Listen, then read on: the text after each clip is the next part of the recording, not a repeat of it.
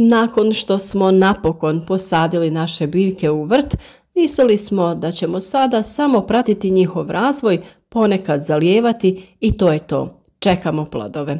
To je jedan način uzgoja, ali nikako nije najefikasniji i najproduktivniji.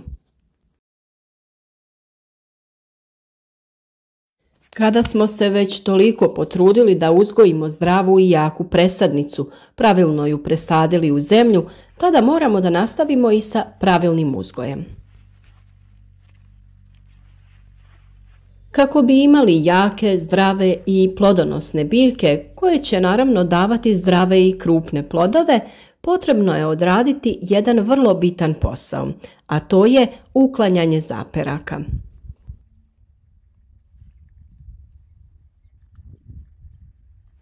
Čim paradajz dostigne visinu dovoljnu za vezanje, počinje rast zaperaka, a u nekim slučajevima čak i ranije.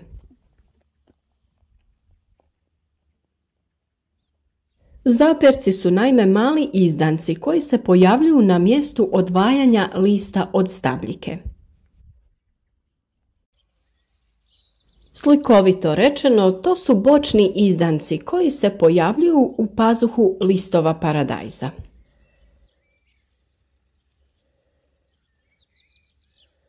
Oni mogu narasti do unedogled i potpuno preuzeti kontrolu nad centralnom stabljikom. Zaperke je najbolje uklanjati čim se uoče, odnosno dok su mali. Lako se kidaju, a možete ih ukloniti rukom, oštrim nožem ili makazama. Samo pazite da ne oštetite stablo. To bi trebalo da se radi svakih 3 do 5 dana. Imajte na umu da zaperci vrlo brzo i konstantno rastu. Upravo zato je potrebno ovaj dio posla obavljati redovno. Iako ste sa jednog mjesta uklonili zaperak, to ne znači da on neće ponovno niknuti na tom istom mjestu. Ukoliko se ne uklanjaju zaperci, od stabljike paradajza oni naprave žbun sa mnogo malih grana od kojih svaka ima svoje plodove. Mnogi povrtlari ne zakidaju zaperke, vjerujući da će, ukoliko ostave veliku količinu tih bočnih izdanaka, dobiti i više plodova, ili da oni jednostavno neće smetati biljci ako i ostanu na njoj. Ali ti plodovi su onda veoma sitni i često neupotrebljivi, jer biljka ne može kvalitetno da hrani toliko mnogo izdanaka.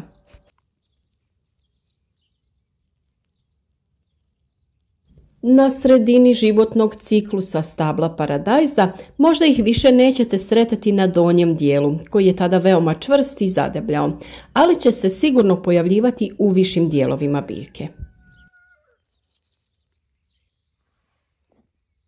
Kako bismo imali veće plodove paradajza, važno je skidati zaperke na stabljici, a oni se uklanjaju iz nekoliko razloga.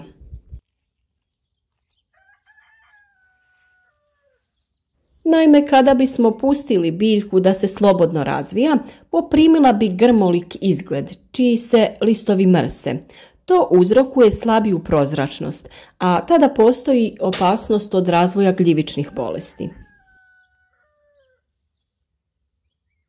Biljka kojoj dopustite da joj slobodno rastu zaperci daje manje plodove slabije kvalitete. Do njih sunce teže dopire i zbog toga neravnomjerno dozrijevaju. Također, biljka ne može kvalitetno hraniti toliko malih izdanaka.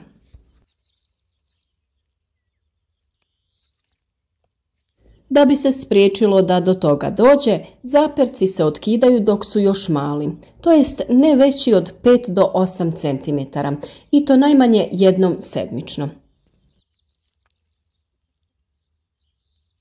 Svakako ih treba otkinuti prije nego što se na njemu nije razvio cvijet.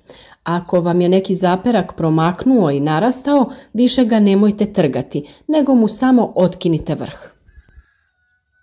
Na taj ćete način spriječiti njegov daljnji razvoj. Trganje velikih zaperaka ostavlja veće otvorene rane na stabljici, te su one onda podložnije razvoju bolesti. A prilikom obavljanja ovog dijela posla možete također da odstranite sve donje listove koji su u doticaju sa zemljom, jer će oni najprije nastradati i požutjeti. Nijedan list paradajza ne bi smio biti u dodiru sa tlom ili sa folijom. Na taj način ćete spriječiti rani razvoj bolesti. Laganim pokretom u stranu otkidate stare listove kao i zaperke. Na taj način ćete načiniti najmanje štete na stabiljci biljke. Nakon zakidanja zaperaka i listova, tretirajte stabljike prihranom u vidu vode u kojoj je bila potopljena kopriva, gavez, maslačak ili djetelina, a može se dodati i mlijeko sa sodom bikarbonom zbog dezinfekcije, jer kada se kidaju zaperci i listovi dolazi do oštećenja stabljike i prodora patogena u biljku.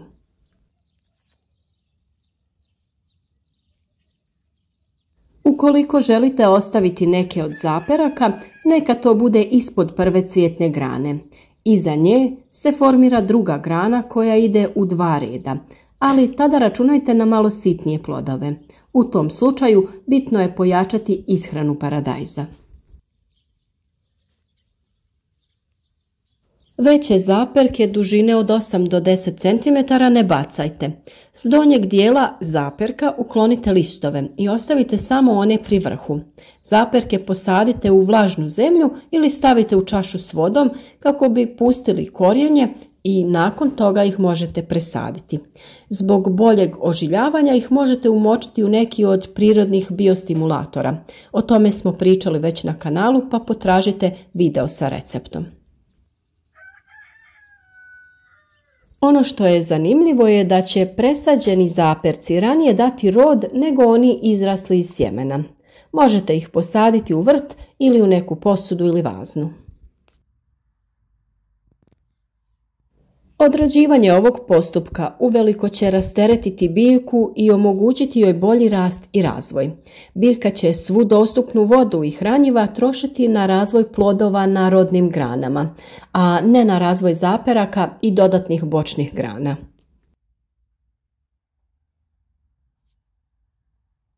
Na niskim sortama paradajza prisutni su zaperci, ali oni ne utječu na proizvodnju, pa se skidaju samo ispod prve rodne grane radi bolje prozračnosti same biljke.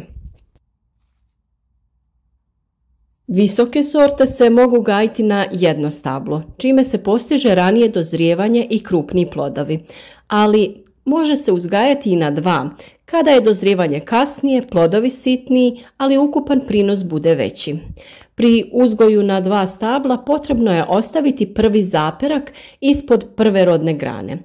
A ukoliko se želi 3. stablo, najčešće kod poluvisokih sorti, onda se ostavlja i prvi zaperak iznad prve rodne grane. Jedan dodatni savjet za kraj je to da je najbolje da koristite rukavice dok obavljate ovaj posao, jer stabljike paradajza boje našu kožu, koja se mora i više puta prati dok sav zeleni pigment sa nje ne izađe. Malčiranje zemljišta tokom proizvodnje paradajza se često primjenjuje, kako na otvorenom, tako i u zaštićenom prostoru, daje veoma dobre rezultate. U tu svrhu koristi se organski i anorganski malč. Organski malč podrazumijeva nastiranje zemljišta slamom, kompostom, piljevinom, dok u anorganski spadaju folije u boji i agrotekstil. Obje vrste malča dovode do povećanja temperature zemljišta, sprječavanja rasta korova, smanjenja broja zalijevanja, čime se postižu povoljni mikroklimatski uslovi, a time i bolji porast biljke, ranija berba i veći prinos. O ovoj temi naravno imate poseban video o vrstama malča te svim prednostima ovakvog načina uzgoja biljaka. O uzgoju paradajza imate dosta videa na našem kanalu, pa ukoliko budete pratili naše savjete i koristili barem neke od preporučenih metoda, vjerujem da ćete imati jako zdrave biljke, a što je i najbitnije, imati ćete i zdrave, krupne i kvalitetne plodove.